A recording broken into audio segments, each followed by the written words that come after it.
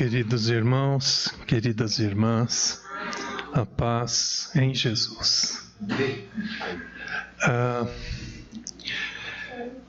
Gostaria de compartilhar hoje sobre um tema que tem muito a ver com a realidade que estamos vivendo hoje e também muito a ver com o desejo do Senhor para o nosso dia a dia, para a nossa missão de embaixadores, que com muita sabedoria tivemos uma lição na escola dominical essa manhã. O tema nosso é o Nécio e o Côncio. Bom para memorizar, né? São dois termos usados na Bíblia, tanto no Velho quanto no Novo Testamento, em especial Nécio. O Côncio eu estou introduzindo para facilitar a nossa memorização.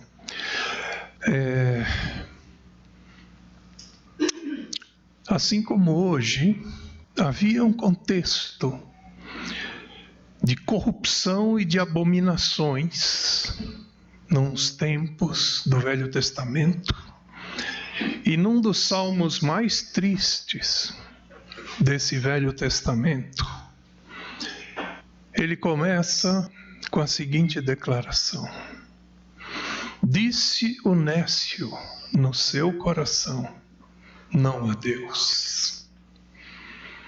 E aos que apreciam, fica como tarefa para o lar, ler o Salmo 14 cuidadosamente. Ele é muito triste, no seu começo até o penúltimo instante. Mas por que eu viria falar disto? Porque eu acredito que os males que a gente vê hoje, tanto os da corrupção quanto das abominações, têm origem nessa palavra que é dita dentro do coração: não há Deus. Não havendo Deus, não há responsabilidade alguma, podemos seguir. Posso ler o 53, versículo 14? O Salmo 53? Pode. Não, mas não pode deixar de ler o 14. Não, é que é. Hã? É o mesmo. É o mesmo, queira desculpar. O 53 é feio, mas Tá bom. Tá certo. Nossa, com esse argumento, quem sou eu? Sejamos irmãos, então, já que encontrou o primo. Tá bom. Então, a existência de Deus sempre foi considerada evidente na sua carta para o seu povo. Então não é muito discutido esse assunto dessa existência em todo o texto. Contudo, aparece nesse versículo um termo pejorativo, certamente, que merece a nossa apreciação. E aqui vou fazer uma pausa para um momento vernacular. O que seria esse tal de nécio? Porque todo mundo sabe o que é nécio, mas eventualmente precisamos dar uma reforçada. No dicionário, você vai no nécio e encontra lá que é um substantivo masculino que significa ignorante. Mas etimologicamente, quando você vai na origem do termo, do prefixo e tal, você encontra que nécio significa aquele que não sabe. O né de negação, o SCIO de ciência. Tá? Ele não tem ciência. E para o nosso melhor proveito nessa reflexão, eu vou incluir a ideia do aquele que não conhece. Esse é o nécio. Além de não saber, ele não conhece. Por isso ele diz: não há Deus. Então, apenas para completar então esse momento vernacular, qual seria um bom antônimo para nécio? Ou seja, aquele que sabe, aquele que conhece. Tem muitos candidatos que eu andei procurando, todo tipo culto, erudito, instruído, douto, sábio e outros. Mas para essa reflexão eu não, eu tinha uma piadinha, eu não sei se vale a pena contar aqui. Nenhum cristão pode se considerar ignorante, porque todo domingo ele está no culto. Ok, aí concordamos. Pois não. Mas para essa reflexão, vamos usar a palavra cônscio. Então, muita atenção, porque esse é um objetivo nobre dessa reflexão. Por que eu escolhi o termo cônscio? Porque ele vai além da letra. Ele parece que tem uma alma. Essa palavra, cônscio. Então, atenção. Agora, quanto ao nécio, eu queria dizer que ela não está, vamos dizer, restrita ao Velho Testamento. Jesus também usou essa palavra, e a ideia, tanto no sentido da admoestação, quanto dando pistas sobre o seu antídoto. E foi pouco tempo depois da ressurreição. Todos conhecem bem o episódio da Estrada de Emaús, mas eu vou fazer questão de ler novamente, porque ele é tão precioso que mesmo a gente pegando só um pedacinho dele, vale a pena recordar o todo. Está lá em Lucas 24, 13 a 32. E eis que no mesmo dia, 2 deles iam para uma aldeia, que distava de Jerusalém 60 estádios, cujo nome era Emaús.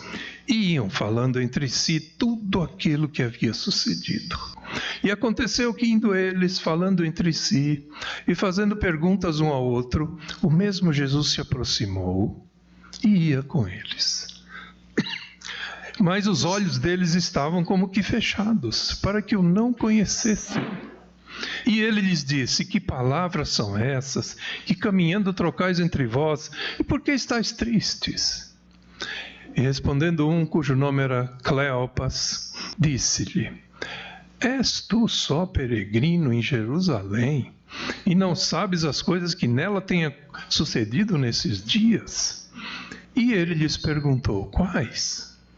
E eles lhe disseram: as que dizem respeito a Jesus Nazareno, que foi homem, profeta, poderoso em obras e palavras diante de Deus e de todo o povo.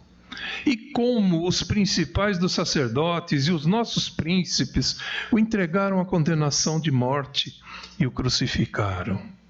E nós esperávamos que fosse ele que remisse Israel. Mas agora, sobre tudo isso, é já hoje o 3º dia desde que essas coisas aconteceram.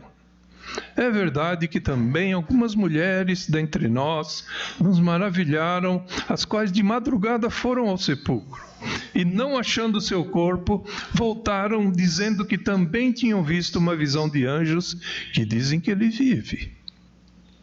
E alguns dos que estavam conosco foram ao sepulcro, e acharam ser assim como as mulheres haviam dito, porém a ele não o viram. E ele lhes disse: ó nécios e tardos de coração, para crer tudo o que os profetas disseram. Porventura não convinha que o Cristo padecesse estas coisas e entrasse na sua glória? E começando por Moisés e por todos os profetas, explicava-lhes o que dele se achava em todas as Escrituras. E chegaram à aldeia para onde iam, e ele fez como quem ia para mais longe.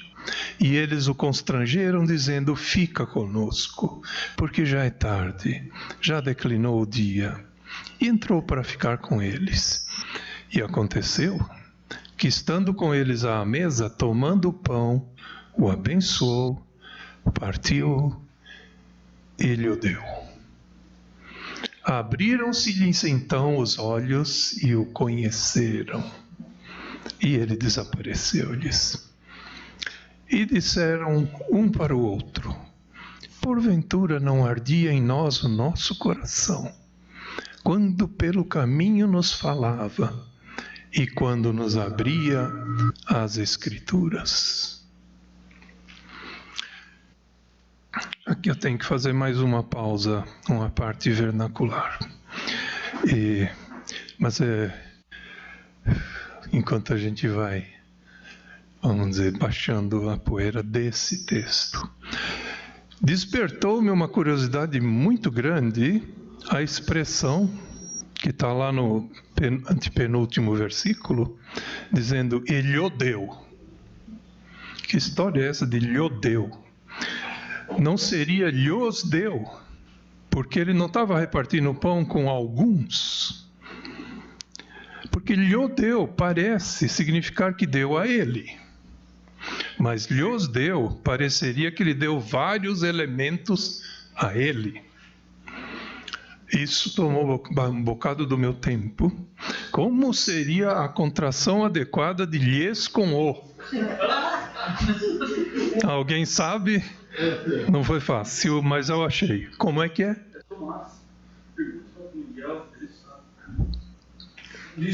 Contração de lhes com o. Não tem problema. De qualquer forma, eu acabei achando algo.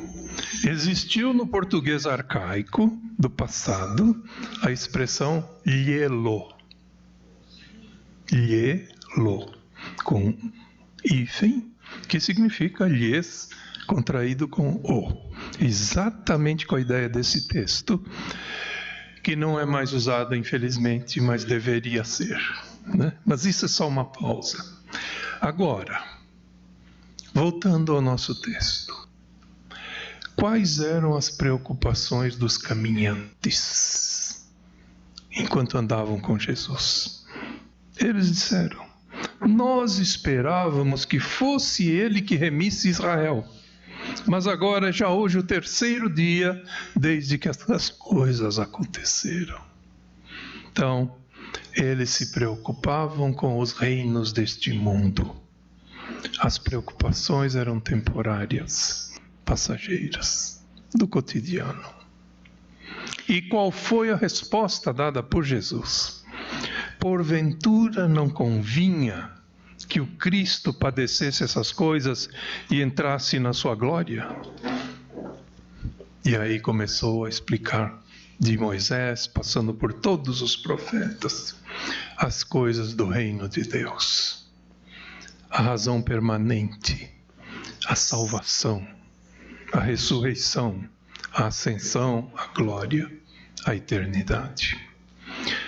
Assim sendo, podemos ver claramente que ao lidar com os nécios, os que não sabiam, e os tardos de coração, que demoravam para acolher a palavra, Jesus aplicou 2 remédios. Primeiro, a exposição da palavra de Deus revelada e a revelação de si mesmo. Porque ao ouvir o seu precioso ensino, nossa, uma santa inveja, né, de estar ali naquela mesa e escutar do próprio mestre a explanação do plano de Deus.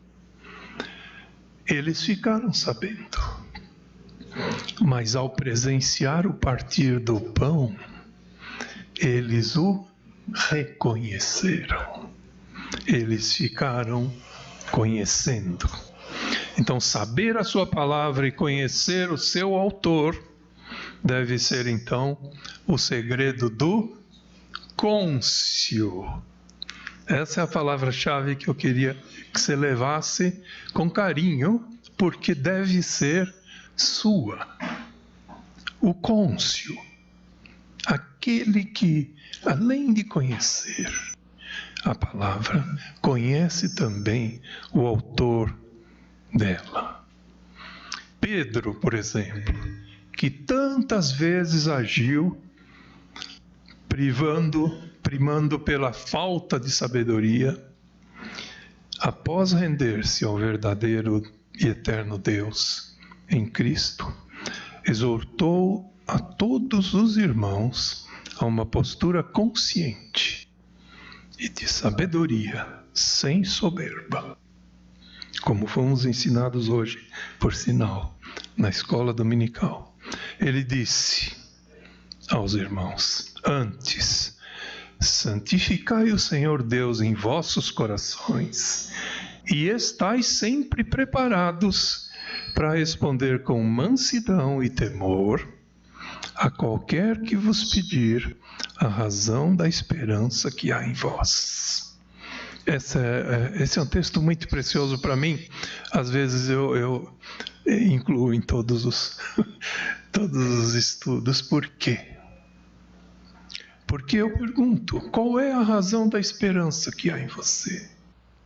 Uma coisa é a esperança, mas qual é a razão da esperança? E eu respondo, para mim mesmo, a razão da esperança é a ressurreição de Cristo. A esperança é a nossa ressurreição. Mas qual é a razão da esperança? A ressurreição de Cristo. Eu acho que isso é ser cônscio. Você ter consciência de que alguma coisa dos tais elementos infinitos que a gente tem à disposição é passível de inteligência, é passível de razão.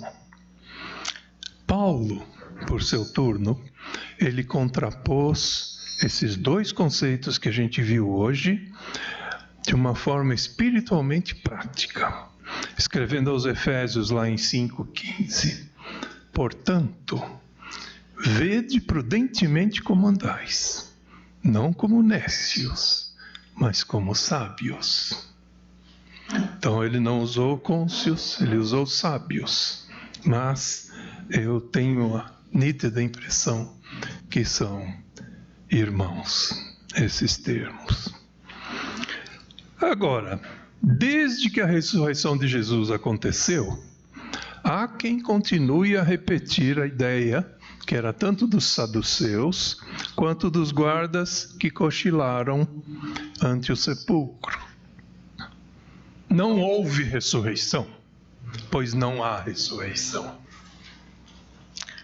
E na confluência, então, desses dois textos, o do Velho e do Novo Testamento, eu poderia dizer: dizem os nécios no seu coração, não há ressurreição. Não há ressurreição é a mesma coisa que dizer não a Deus, no sentido de se desvincular de qualquer responsabilidade santa. Agora, os cristãos devem estar preparados para responder com mansidão e temor a qualquer que lhes pedir a razão da esperança que neles há. Então vamos experimentar doravante acolher, numa espécie de renovo da nossa abordagem com a palavra, acolher o ensino dessa palavra, dando tanto a voz para o saber quanto para o conhecer. Por exemplo, citar, que não poderia deixar de citar hoje, uma palavra que o Cristo vivo ensinou aos ansiosos da sua época. E por estar vivo, pode nos ensinar hoje, nesse alvorecer de primavera. Por isso vos digo, não andeis cuidadosos quanto à vossa vida, pelo que haveis de comer ou pelo que haveis de beber, nem quanto ao vosso corpo pelo que haveis de vestir. Não é a vida mais que o mantimento, e o corpo mais do que o vestuário? Olhai para as aves do céu, que nem semeiam, nem cegam, nem ajuntam em celeiros, e o vosso Pai Celestial as alimenta. Não tendes vós muito mais valor do que elas? E qual de vós poderá, com todos os seus cuidados, acrescentar um côvado à sua estatura? E quanto ao vestuário, por que andais solícitos? Olhai para os lírios do campo, como eles crescem. Não trabalham nem fiam. E eu vos digo que nem mesmo Salomão, em toda a sua glória, se vestiu como qualquer deles. Pois se Deus veste assim a erva do campo, que hoje existe e amanhã é lançada ao forno, não vos vestirá muito mais a vós, homens de pouca fé? Não andeis, pois, ansiosos, inquietos, dizendo: que comeremos, ou que beberemos, ou com que nos vestiremos? Porque todas estas coisas os gentios procuram. De certo, vosso Pai Celestial bem sabe que necessitais de todas essas coisas. Mas buscai primeiro o reino de Deus e a sua justiça, e todas estas coisas vos serão acrescentadas. Não vos inquieteis, pois, pelo dia de amanhã, porque o dia de amanhã cuidará de si mesmo. Basta a cada dia o seu mal. Mateus capítulo 6, de 25 a 34. Então, ele, ao se referir aos gentios, de certa forma, se referiu aos nécios. Porque eles procuram realmente as coisas passageiras. Jesus estava falando de algo mais, algo acima. Tá? Eu até me lembrei, enquanto lia pela enésima vez esse texto, quando ele fala: não vos vestirá muito mais a vós, de algo que acontecerá no tempo da ressurreição, que é que aquilo que era mortal será revestido da imortalidade. Essa está lá quando Paulo começa a discorrer acerca da ressurreição, ele fala disto. Então, agora, uma vez que nós conhecemos o Filho do Deus vivo e sabemos do seu extremado zelo para com todos nós, permaneçamos cônscios e hajamos como sábios. Em nome de Jesus. Amém.